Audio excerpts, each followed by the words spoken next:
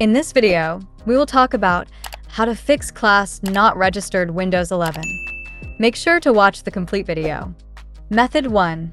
Re-register DLL files. Click in Search. Type CMD, select Run as Administrator. Click on Yes. Paste the command in here and press Enter. All commands are mentioned in the description. From there you can copy-paste in here. Wait for the process to complete. Then click on Windows icon and restart your computer. This command re-registers all DLL files, ensuring they're correctly integrated into the system. Method 2. Re-register Microsoft Store apps. Right-click on Windows icon and select Terminal as Admin.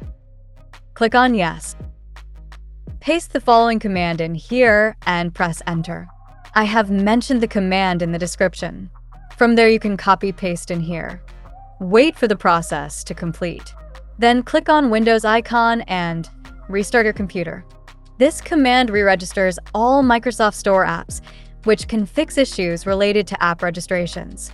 So that's how we can fix class not registered Windows 11. If these methods didn't resolve your issue, check out our other methods linked in the pinned comment below. That's all for today. See you in the next video.